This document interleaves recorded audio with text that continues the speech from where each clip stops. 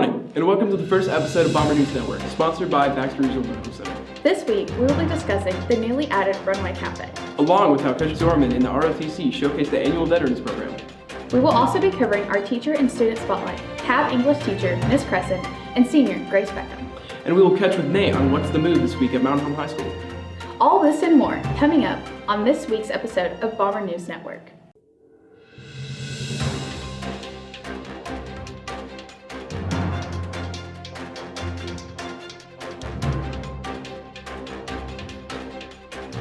Now, as you all know, Mountain Home High School has been very busy this year with lots of new and exciting projects. Especially in Miss Fowler's room with the brand new and very popular Runway Cafe. Every morning, you can walk into a friendly environment filled with amazing smoothies and coffees. Oh, and don't forget the food. How could I? They also sell a variety of breakfast items such as Hot Pockets, waffles, and muffins. So get it while it's hot and swing by Miss Fowler's room at 301 for some of those tasty beverages and breakfast items. On November 7th, Mountain Home High School held the 11th annual Veterans Day program. Freedom is not free. We celebrated our local and often unsung heroes.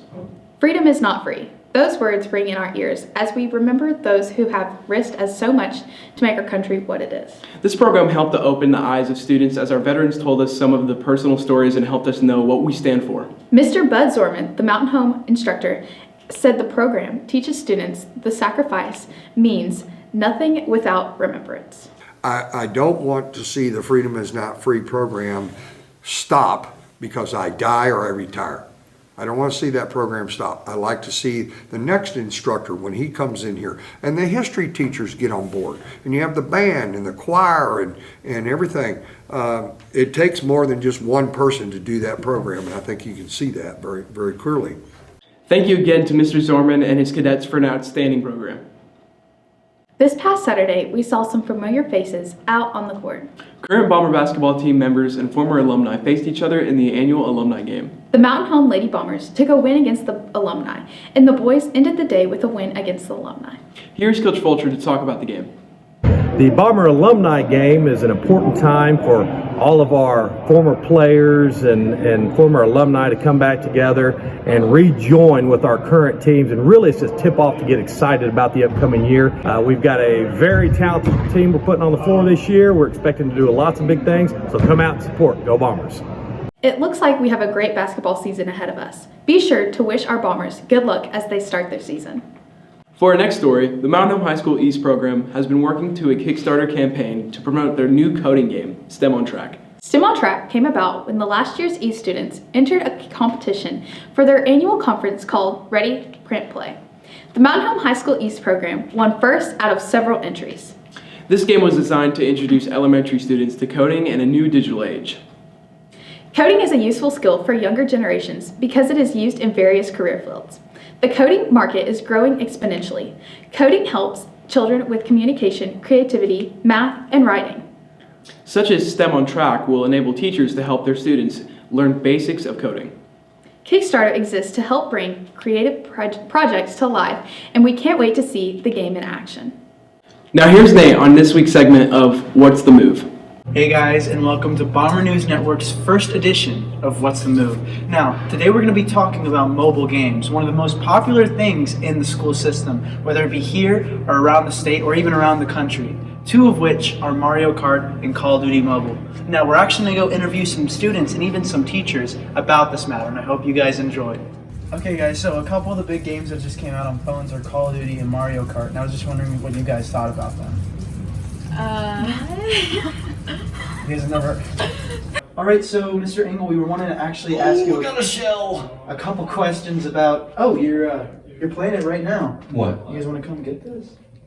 Mario Kart. What do you think about it? Oh man, I'm telling you. Telling us what? What? Well, Sorry, what? as you can tell, it's taking over the school system. So, do you think it's a good thing or a bad thing that they're now applying this to cell phones and any other mobile device? What's a good thing? I did get 2 mushrooms that term though. 2 mushrooms. All right, well, let's hit the next one. So this year there's actually been a couple really popular mobile games that have come out, which are Call of Duty Mobile and Mario Kart. And it's actually been being very popular around the school and other ones around the country and the state. And I was just wondering what you guys thought about that, if you had any experience with them. I definitely catch the kids playing them in my classroom. Bit ridiculous. Wow.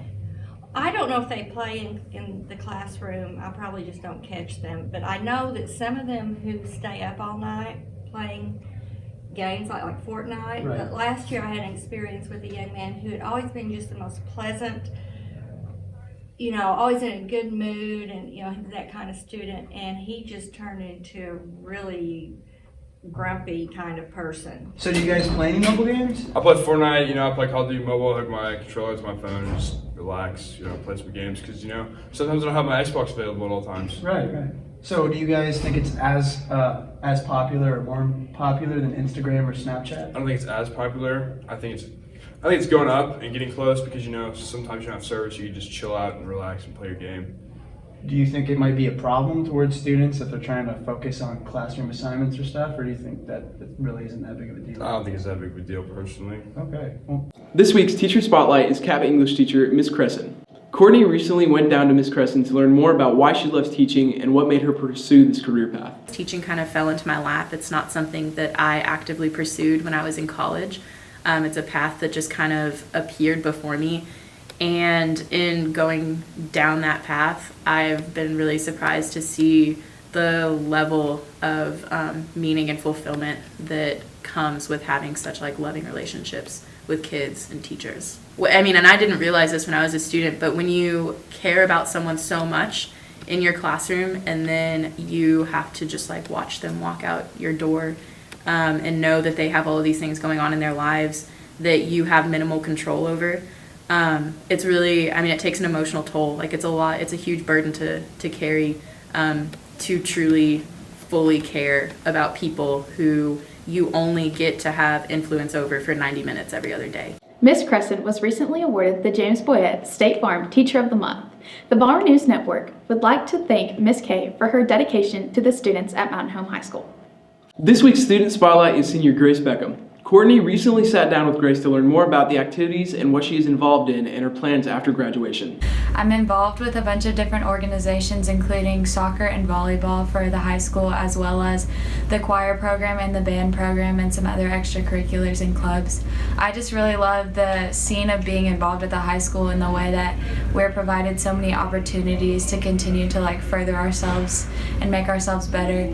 After high school, I plan to attend Belmont University in Nashville, and I'm going to study hopefully faith and social justice, but I will be in the College of Theology and Christian Ministries there, and I'm hoping to get involved with choir and some other faith-based groups as well. We can't wait to see Grace on the soccer field this spring, and we would like to wish her the best of luck next fall when she begins her journey at Belmont University.